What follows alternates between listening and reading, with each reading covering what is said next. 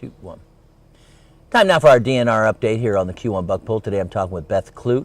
She's an outreach specialist for the Forest Resources Division with the DNR. Beth, welcome to the Bug Pull. Thanks for having me. Today we're going to talk about fire safety because a lot of people, they're going out hunting. The last thing on their mind is fire safety because, we're going to have our campfire, we're going to cook outside, we're going to do all these things and just enjoy nature, and they forget about fire safety. Well, why is it important for the fire-wise precautions to be taken? I think a lot of times people don't realize that some of the largest and most costly fires have taken place in the spring and fall. You picture summer, it's hot, it's dry, it's the perfect conditions. Yeah, fires can happen in the summer, but they often happen in spring and fall. Okay, and why is that? People are out cleaning up their yards. They're raking up leaves, they're burning them, and 9 out of 10 wildfires are caused by human carelessness, and a third of those are from debris burning. Just something to keep in mind, regardless of the time of year, that you should be cautious when you're doing those activities. What are some of the precautions that I can take then? Just have a bucket of water nearby, have a shovel, make sure you have a source to drown that fire if it does get out of hand. Also, don't try to take care of it yourself if it does get out of hand. Call 911 immediately. There are volunteer fire departments. We work collaboratively with them if it does escape to a wildland fire, but we've had people seriously injured trying to take care of it themselves. If it's out of hand, just call immediately before it gets any worse. Right, and again, I think action right away is probably one of the big keys, right? Yep, definitely. You don't want to wait. Don't wait around. All right, so unfortunately there's a fire going on. What are some of the issues and problems that the firefighters have in helping out? Well, a lot of times it's finding the camp, or if it's out in a rural area, I've been to a lot of hunting camps where it's not clearly marked, doesn't have an address label. Well, because they don't want anybody else to know. Exactly, you want to know where your secret spots are. Right, exactly. Yeah, and we understand that, but if you had a fire or, heaven forbid, another emergency, somebody has a heart attack and a first responder needs to get out there, they need to be able to find you in order to help you. You also want to look at your access road. It might be big enough for your truck or a car to fit down, but doesn't necessarily mean that a fire truck can fit down that road. Look at branches that hang over. If fire truck can be up to 12 feet tall, you want to make sure that fire truck can get in there. Once it's in there, it needs to be able to maneuver around too. Firefighters aren't going to get in someplace where they can't get out of. Right. Also, if you have a bridge crossing that you need to get to your camp, fire trucks can weigh up to 40,000 pounds. Can your bridge support a 40,000-pound fire truck? Right. You need to make sure everything's structurally sound for these firefighters. And think about response times. That's a big thing. Fires in a rural area, usually staffed by volunteer firefighters, they're not sitting in a fire department somewhere. Take that into account. Anything that you can do in advance to set up your property for fire-wise safety, it's going to help those firefighters in the long run. Well, and I think if you've got, a local little fire starting and, again, you go back down to fire extinguishers, I mean, that's really the simplest and basic thing that you can take out there. It doesn't need power. It doesn't need some other apparatus to make it work. So that's something simple, though. Yep, definitely. And, if you have water at your camp, keep a hose hooked up. If you're going to have a campfire, it's an easy way to put out that fire if things get out of control.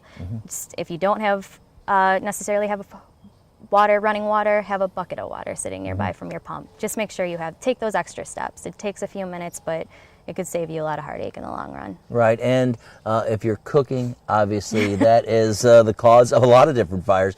We've heard a lot of grease fires with the turkey fryers. There's things that you just got to be very careful of, and don't throw water on a grease fire, obviously. No, be cautious of what you're doing, be cognizant of what you're doing, and just take the right precautions. All right. And if we would like more information, are there some tips available through the DNR or through some other foundation? Yep. DNR has a great website. It's michigan.gov/prevent wildfires. You'll find lots of campfire safety tips on there. You'll find some fire-wise safety information on there. It's a good place to start to get some more information. One of my pet peeves, I will tell you, is that if you unfortunately smoke cigarettes, or a cigar, don't just throw it on the ground when you're done. And a lot of people do that, and not just in the woods, but all over the place. Yep, and we've actually seen a decline in smoking-caused fires. Thank goodness. It's gone down in the past few years, but it's still a problem, still something to think about. A lot of times you just toss it and not even give it a second thought. And right conditions,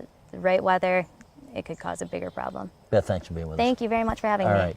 Beth Clute, an outreach specialist with the DNR, and we're talking about fire-wise precautions that you can take. There's more information on their website. I'm Tim Hart, and you're watching the Q1 Buck Poll. We got more coming up after this.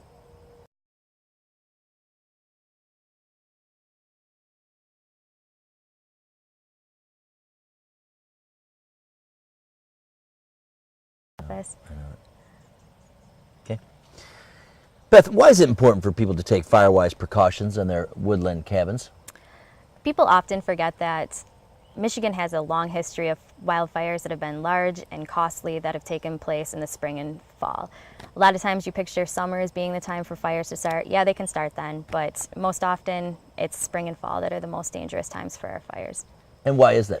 People are out burning leaves. They're cleaning up their yards. They're sometimes being a little careless. In fact, 9 out of 10 wildfires are caused by human carelessness, and a third of those are caused by debris burning. Mm-hmm.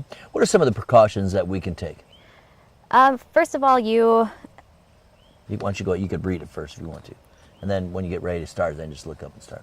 Okay, are we on the first one then? We're right here. Okay, projects that people can do. Okay, Yeah. so I don't have to look directly at you. No. Okay. Okay, so what are some of the projects people can do to protect themselves in the camps in preparing for the upcoming hunting season? Sure, a lot of times people use wood to heat their camps. You want to make sure if you do use a wood stove that you have an ash disposal can and then you're using it. You want to make sure if you have your campfire piled up, you don't want it piled on the side of the building. You don't want it piled on your porch. A lot of people do that. You're adding flammables to your structure, and that's just asking for more problems if there is a fire in your area. You also want to clear leaves and other debris from the roof, from eaves, underneath the porch, in the gutters. It's not a fun job, but it's an important job. If an ember escapes and gets up in those areas, that's just the perfect combination for a fire to start and your structure to be lost. Another thing to think about is clear flammable materials. That's sticks, leaves, dead grass from about 3 feet around the base of your cabin. If you do that, it's a simple step, not a fun step again, but it's a simple step you can take to ensure that a fire won't creep up to your building. Mm-hmm. If you want to look around at your trees, if the tree limbs are less than 10 feet to the ground, you want to make sure that you trim those. A simple step of pruning your trees can make the difference between a fire coming through, starting at the base and moving up to the crown. Is that traditionally how it works then? Exactly, yep. And especially with conifers, you don't want that to happen in your area. If your camp is a permanent trailer, not everybody has a traditional hunting camp, make sure you have a skirting around the base of it, especially if, if there's open area. Last thing you want is leaves to blow under, again, and have an ember blow under and join those leaves. It's just recipe for a disaster under your camp. Camps and cabins are often susceptible to fires because... Go ahead and start that again. Okay. Camps and cabins? Camps and cabins are often oh my goodness. Susceptible. Camps and cabins are often susceptible to fires because they have highly flammable wood siding. And oftentimes, again, you don't have that foundation on your camp, so the siding runs all the way to the ground. If you clear that area 3 feet around your camp, extra step you can take to make sure that fire doesn't climb up the side of your building. Unfortunately, well, if you're unfortunate enough to have a fire going on, what are some of the problems that firefighters have in responding? Sure, a lot of times they can't find you. Camps aren't always well marked. You want to make sure your address is clearly labeled on the outside of your camp at the access site. Don't always rely on cell phone coverage and GPS points to get help to you. Another thing you need to look at is access. Your camp might have a 2-track that's wide enough for your car or truck to get down. Doesn't necessarily mean that a fire truck can fit down that area. A fire truck can be up to 12 feet tall. If you have overhanging branches or limbs that are blocking the road, that'll cause a problem for firefighters. They need to have a road wide enough to get in, and once they're in, they need to be able to maneuver around in your camp. If they can't maneuver around, they don't want to be in there. They're not going to get anywhere where they can't get out easily. You need to think about response times. Rural fire departments take a little bit longer to get to you. You're relying on volunteers. They're not necessarily in the office 24/7 like a city fire department would. Just keep that in mind. Any step that you can take before a fire happens to help these firefighters is one step in saving your property. Well, and if you've got a road that has a bridge. Oh yeah, that's another thing people don't think about. A fire truck can weigh up to 40,000 pounds. is your bridge structurally sound to allow a fire truck to move over it and be safe? It's another thing to think about. Is there anything else you'd like to add about the fire-wise precautions? Yeah, a good thing to think about is if you're doing any renovations or you're going to build a camp, look into using Class A non-flammable construction materials like aluminum or stone. If you use these things, it's just another step you can take in the process. If you do have a deck, make sure you put a screen around the deck, skirting around the base if you don't have a foundation, just things that you can, extra steps you can take. Another thing to think about is when you're coming in for the night and you're having a campfire and you're sitting around telling stories about the day, before you go in, make sure you put that campfire out cold. Keep a bucket nearby of water, have a shovel to put dirt on your fire. It should be cold to the touch before you go in. It's, again, can be a little bit of a longer process, but it's an extra step that the next day when you head out, while you're gone, weather conditions don't change, humidity levels change, and an ember gets out and can start a wildfire. I think that's it.